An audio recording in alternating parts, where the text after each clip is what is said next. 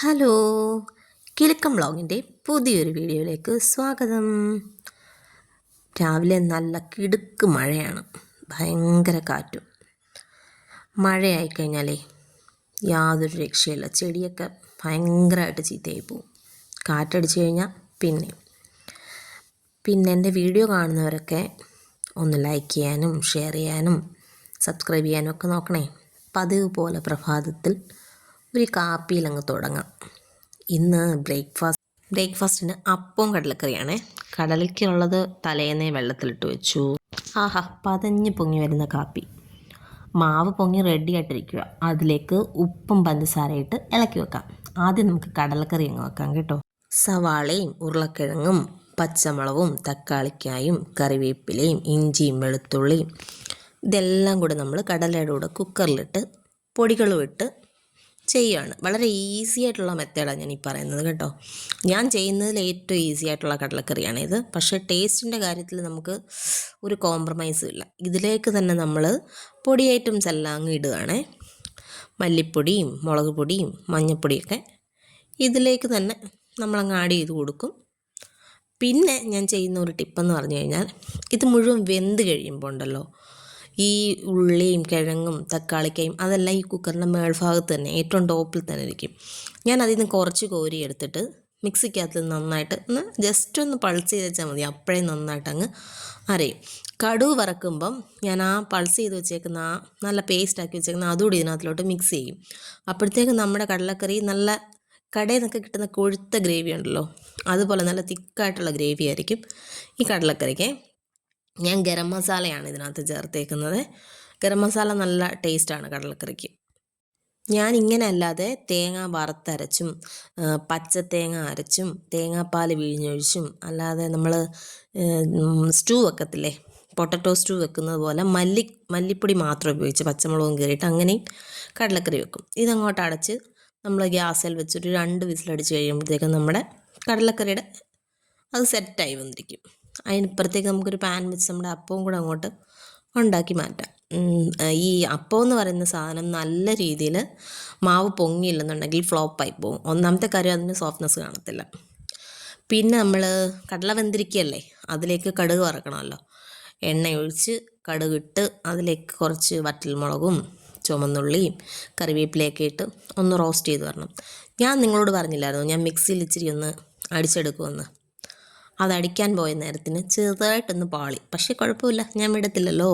എന്തായാലും അവൻ കരിഞ്ഞ് നാമാവശേഷം ആകുന്നതിന് മുമ്പ് ഞാൻ അരച്ച സാധനം കൊണ്ടുവന്ന് ഇതിലേക്ക് ആഡ് ചെയ്യുന്നുണ്ടേ. അത് ആഡ് ചെയ്ത് ഒന്ന് ഇതായി കഴിയുമ്പോൾ നമ്മൾ എന്ത് ചെയ്യും, നമ്മൾ വേവിച്ച് വെച്ചേക്കുന്ന ആ കടലയും കൂടെ ഇതിനകത്തിലോട്ട് മിക്സ് ചെയ്യുക. പിന്നെ തിളച്ച് ഒരുപാടൊന്നും പറ്റാനായിട്ട് നമ്മൾ ഒത്തിരി വെള്ളം ഇതിലൊന്നും ചേർക്കുന്നില്ലല്ലോ. അപ്പോൾ വളരെ പെട്ടെന്ന് തന്നെ നമ്മുടെ കടലക്കറി സെറ്റായിട്ട് വരും. ഇതൊക്കെ ഇങ്ങനെ ഉണ്ടാക്കിക്കൊണ്ടിരുന്നപ്പോഴാണ് ഏട്ടൻ വന്നിട്ട് പറഞ്ഞത്, നമുക്ക് പോയി ഒരു ചക്ക ഇട്ടുകൊണ്ട് വരാമെന്ന്. അടുത്ത അതിനുള്ള പുറപ്പാടാണ്. അല്ല, നിങ്ങൾ വിചാരിക്കത്തില്ലേ രാവിലെ ഞാൻ എവിടെ ഈ കുറ്റിയും പറിച്ച് പോകുന്നതെന്ന്. ഞങ്ങൾ പോകുന്നത് മോൻ്റെ വസ്തുവിലേക്കാണ്. മോൻ്റെ വസ്തു എന്ന് പറയുമ്പം നവീൻ മോൻ ഉണ്ടായിക്കഴിഞ്ഞാൽ ഞങ്ങൾ ഈ വസ്തു വാങ്ങിക്കുന്നത്. എൻ്റെ ഏട്ടൻ സ്വന്തമായി സമ്പാദിക്കാൻ തുടങ്ങിയ കാലം മുതലുള്ള എൻ്റെ ഏട്ടൻ്റെ ആഗ്രഹമായിരുന്നു എവിടെയെങ്കിലും ഒരു 10 സെൻറ്റ് ഭൂമി വാങ്ങിക്കണമെന്നുള്ളത്. അത് മോനായി കഴിഞ്ഞിട്ടാണ് വാങ്ങിക്കുന്നത്. അപ്പം കുഞ്ഞ് ചെറുപ്പത്തിൽ ചാച്ചൻ്റെ കൂടെ അവിടെ പോകാനായിട്ട് പറയുന്നതാണ്, മോൻ്റെ വസ്തുവിൽ പോകാമെന്ന്. അങ്ങനെയാണത് മോൻ്റെ വസ്തുവായത്. ചക്കയൊക്കെ ഒരുമാതിരി വിളഞ്ഞ് തന്നെ നിൽക്കുമോ, 1-2 ചക്ക മേളിൽ വിളഞ്ഞ് നിൽക്കുമായിരുന്നു. അപ്പം ഞങ്ങൾ തോട്ടിയുമായിട്ടായിരുന്നു പോയത്. ഏട്ടൻ ചെന്ന് ഗേറ്റൊക്കെ തുറന്ന് ഞങ്ങൾ അകത്ത് കയറി തോട്ടിയൊക്കെ അങ്ങോട്ട് നീട്ടി. മറ്റേ ഫോൾഡ് ചെയ്യുന്ന തോട്ടിയുണ്ടല്ലോ, ആ തോട്ടിയാണിത്. അപ്പം നമുക്ക് നല്ല ഉപകാരമുള്ള ഒരു തോട്ടിയായത്. ഏറ്റവും അടിഭാഗം വരുമ്പോൾ മറ്റേ പൈപ്പാണ്, അപ്പോൾ ഷോക്ക് അടിക്കും, അങ്ങനെയൊന്നുള്ള കുഴപ്പമൊന്നുമില്ല. എന്തായാലും കുറച്ച് നേരത്തെ പരിശ്രമത്തിന് ശേഷം ചക്ക ഇതാ താഴെ വന്നിട്ടുണ്ട്. അങ്ങനെ നമ്മൾ അവിടുന്ന് 2 ചക്കയൊക്കെ ഇട്ടു, എത്തുന്നിടത്തെ കുറച്ച് തേങ്ങയൊക്കെ ഇട്ടു. നമ്മൾ ആദ്യമൊക്കെ ഈ വസ്തുവിൽ കൃഷി ചെയ്തിട്ടുണ്ടായിരുന്നേ. പിന്നെ നമുക്ക് പോകാനും ചെയ്യാനും ഒക്കെയുള്ള ബുദ്ധിമുട്ടുണ്ട്. ഇപ്പോൾ അവിടെ ഒരു ചേട്ടനാണ് ഇത് നോക്കുന്നതൊക്കെ. കണ്ടോ, ആ ചേട്ടൻ നടത്തിയേക്കുന്ന കൃഷിയൊന്നും ആരും കാണാതിരിക്കാൻ പുള്ളി ചെയ്തേക്കുന്ന സെറ്റപ്പ്, ആ ഓലയൊക്കെ അങ്ങനെ കയറ്റി വെച്ചേക്കുന്നത്. നല്ലൊരു ഗേറ്റ് ഉണ്ട് അവിടെ കേട്ടോ. എന്തോ പറയാനാ, ഞാൻ ആ ചേട്ടൻ്റെ കൃഷിയൊന്നും കാണിച്ചില്ലെന്നേ ഉള്ളൂ. അവിടെ പയറും ചേമ്പും ചേന ഇഞ്ചിയൊക്കെ പുള്ളി നട്ടിട്ടുണ്ട്. പിന്നെ അവിടുന്ന് വന്നിട്ട് ഏട്ടൻ കുളിച്ച് ഫ്രഷായി രാവിലെ ബ്രേക്ക്ഫാസ്റ്റ് ഉണ്ടാക്കി വെച്ചിട്ടല്ലേ പോയത്. ഏട്ടൻ കടയിൽ പോയി. അത് കഴിഞ്ഞ് ഞാനല്ല, അമ്മയാണ് ചക്കയുടെ ബ്യൂട്ടീഷ്യൻ കേട്ടോ. അമ്മയ്ക്ക് ചക്കയുടെ പരിപാടി, കപ്പയുടെ പരിപാടി, ചെറിയ മീൻ വെട്ടുന്ന പരിപാടി, ഇതൊക്കെ പുള്ളിക്ക് ഭയങ്കര ഇഷ്ടമാണ്. ഞാനതൊക്കെ അങ്ങ് വിട്ടു കൊടുക്കും, ചെയ്തോട്ടെന്ന് വിചാരിക്കും, പാവമല്ലേ. ഈ ചേട്ടായിക്ക് ഒരു പാചകമോ ഒരു ഗ്യാസ് കത്തിക്കാനോ ഒന്നും അറിയത്തില്ല. പിന്നെ ഇനി വരുന്ന പെമ്പിള്ളേർക്ക് അങ്ങനെ ആവരുതല്ലോ എന്ന് വിചാരിച്ച് ഞാൻ എൻ്റെ നവീൻ മോനെ ഗ്യാസ് കത്തിക്കാനും പുള്ളിക്ക് ഇഷ്ടമുള്ളതൊക്കെ ചെയ്യാനും ഒക്കെ ഞാനങ്ങ് സമ്മതിക്കും. നമ്മൾ ഈ ആൺമക്കൾ പെൺമക്കൾ എന്ന് നോക്കാതെ തന്നെ നമ്മുടെ ചെറിയ ചെറിയ ജോലികളിലെല്ലാം നമ്മുടെ കുഞ്ഞുങ്ങളെയും പങ്കാളികളാക്കണം. ഏട്ടൻ ബ്രേക്ക്ഫാസ്റ്റ് കഴിച്ചിട്ട് കടയിൽ പോയി. പിന്നെ ഞങ്ങൾ ചക്കയുടെ പരിപാടി, ഞങ്ങളെന്ന് പറഞ്ഞു കഴിഞ്ഞാൽ അത് ഇച്ചിരി കൂടിപ്പോകും. പാവം അമ്മ തന്നെ, അമ്മ അവിടുത്തെ ചക്കയുടെ ബ്യൂട്ടീഷ്യന്. എൻ്റെ വിജയമ്മ വളരെ പെട്ടെന്ന് തന്നെ ചക്ക വെട്ടി റെഡിയാക്കി മുറത്തിലാക്കി കഴിയും. പിന്നെ അത് അരിയുക, വേവിക്കുക, അതൊക്കെ വളരെ പെട്ടെന്നുള്ള പരിപാടിയാണ് കേട്ടോ. പക്ഷെ ഒത്തിരി ചക്ക ആയിക്കഴിഞ്ഞാൽ ഞാനും കൂടെ കൂടും. ഇന്ന് ഈ ഒരു ചക്കയല്ല ഉള്ളു, എന്താ ഒരു നിമിഷ നേരം കൊണ്ട് അമ്മ ചക്ക അരിഞ്ഞ് റെഡിയാക്കി കുക്കറിലാക്കി തന്നു. കുക്കറിൻ്റെ അടിയിൽ ഇച്ചിരി വെളിച്ചെണ്ണ ഒഴിച്ചിട്ടാണ് ചക്ക ഇട്ടേക്കുന്നത്. പിന്നെ അതിനകത്തോട്ട് നല്ല കാന്താരിമുളക് ഉണ്ടെങ്കിൽ ഏറ്റവും നല്ലതാണ്.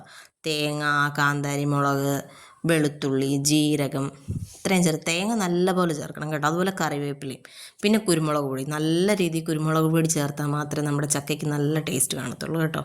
അതിനകത്തുണ്ടായിരുന്നു കുരുമുളക് പൊടി, തേങ്ങയുടെ അടിയിലുണ്ടായിരുന്നേ. നല്ല രീതിയിലൊന്ന് അരച്ചിട്ട് അത് നമ്മുടെ കുക്കറിലോട്ട് ഇട്ട് കൊടുക്കണം.